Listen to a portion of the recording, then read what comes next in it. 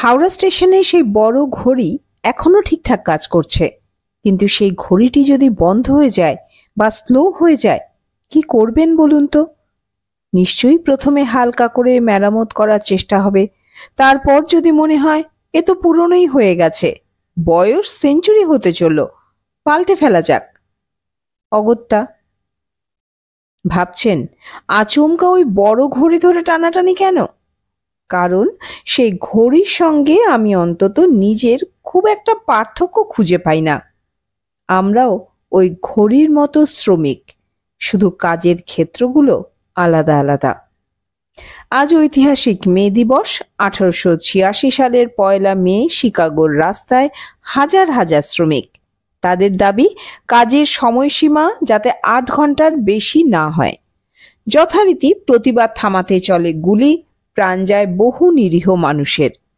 অধিকার আদায়, আত্মসম্মান রক্ষার সেই লড়াই আজও থামেনি, শুধু তার ধরন বদলেছে। সেই সময় থেকে আজকের সময় আমরা এখন ডিজিটাল, গ্লোবাল, হাইপার কানেক্টেড যুগে দাঁড়িয়ে। তবু আছে অনেক সমস্যা। ভ্যাকেন্সি আছে, কাজ নেই। কাজ আছে, স্থায়িত্ব নেই। ওভারটাইম আছে, মজুরি নেই। ছুটি আছে, তার সাথে পেন্ডিং কাজ অঢেল। অ্যাপয়েন্টমেন্ট লেটারের সঙ্গে চাকরি ছাঁটাই, ভদ্র ভাষায় যার গাল ভরা নাম রিসোর্স রিডাকশন, তাও আছে। কাজ করতে করতে ক্লান্ত হয়ে গেলে প্রথমে এসে বলা হবে, আর একটু চেষ্টা করো, এই তো হয়ে এলো। কিন্তু তাতেও যদি শরীর মন পারমিট না করে, তখন আপনাকে সপ্তাহান্তে ওয়েলনেস ওয়েবিনার অ্যাটেন্ড করার পরামর্শ দেওয়া হবে। স্বপ্ন আছে, তবে সেটা মরীচিকা।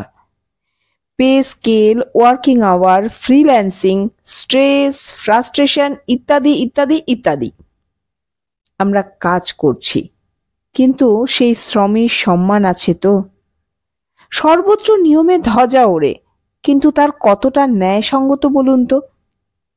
শ্রমিক, অফিস কর্মচারী, কন্টেন্ট ক্রিয়েটর, পড়ুয়া, আপনি যেই হয়ে থাকুন না কেন, মোদ্দা কথা আপনি লেবার, আর আপনার কাজ টিকে আছে ওপর মহলের লাভ্যাংশের হিসেবে।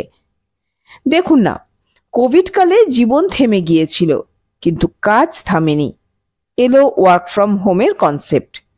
সময়টা অফিসের দেয়াল ভেদ করে অবাঞ্ছিত অতিথির মতো ঢুকে পড়ে ঘরের সোফায় গা এলিয়ে দিল। চাকরি চলে যাবার ভয়টা এখন তাই আর পেছন থেকে তাড়া করে না, একেবারেই পাশে পাশে হাঁটে।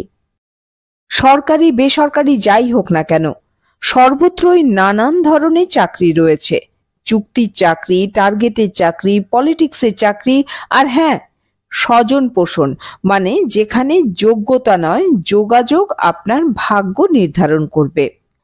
সরকারি চাকরি পেয়ে আজ পথে বসে আছেন 26,000-এর বেশি মানুষ। বেসরকারি চাকরি করতে করতে প্রত্যেকে অপশন খুঁজে বেড়ান, কারণ কে জানে কাল কি হবে। আচ্ছা, ভগবান শ্রীকৃষ্ণ এমন সময়ের কথা ভেবেই কি বলেছিলেন, কাজ করে যাও, ফলের আশা করো না? নয়তো সারাদিন সার্ভিস দেবার পরেও রাতের অন্ধকার রাস্তাতে দেখা যায় জোম্যাটো বা সুইগির বাইকগুলি প্রাণপণে ছুটে চলেছে নির্ধারিত সময়ের আগে কাস্টমারের কাছে খাবার পৌঁছে দেবার তাগিদে। জীবনটা একটা টার্গেট তাদের কাছে। একটা চাকরি, একটা স্বপ্ন নিয়ে মানুষ ঘর ছাড়ছে। কেউ বা মাইলের পর মাইল বাস ট্রেন বদলে বদলে কাজের জায়গায় পৌঁছচ্ছেন, আবার কেউ বা রাজ্যটাই বদলে দিচ্ছেন শুধুমাত্র কাজ করে উপার্জনের আশায়। এতক্ষণ না হয় মাস মায়না বা প্যাকেজের উপার্জনের কথা বলছিলাম, কিন্তু ঘরে কাজ করছেন মা। তার ট্যাগলাইনে মনে পড়ে যায় সে বিখ্যাত কথা, তোমার ছুটি আমার নয়। পরিবারের মানুষদের ভালো রাখার জন্য সূর্যি মামা ওঠার আগে তিনি ঘুম থেকে জেগে ওঠেন, আর যখন ঘুমোতে যান তখন বাড়ির সবাই হয়তো প্রায় ঘুমিয়ে পড়েছে। সেই মাও কিন্তু শ্রমিক, যার উপার্জন নেই, কিন্তু শ্রম দিয়ে চলেছেন। বিশ্রামের জায়গা আজ কোথায় আমাদের?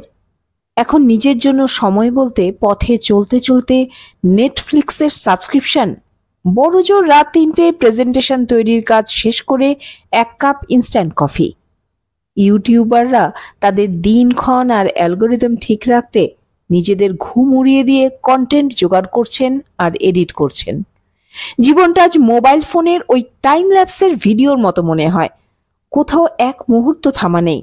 আমরা নিজেদের অস্তিত্বটাই অনুভব করার সুযোগ পাচ্ছি না, কারণ কর্মজগতে আমরা এসেনশিয়াল, তবে রিপ্লেসেবল। আমরা শুধু কাজ করছি, নিজের জন্য কিছু রাখছি কি? তাহলে সেই মে দিবসের প্রাসঙ্গিকতা আজ কোথায়? সেদিনে সে লড়াই তখনই মর্যাদা পাবে যখন বলতে পারবো, আমি শ্রমিক, আমি বলতে চাই, আমি বেঁচে থাকার জন্য কাজ করি না।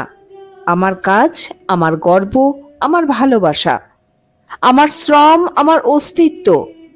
আমি মানুষ, মেশিন নই।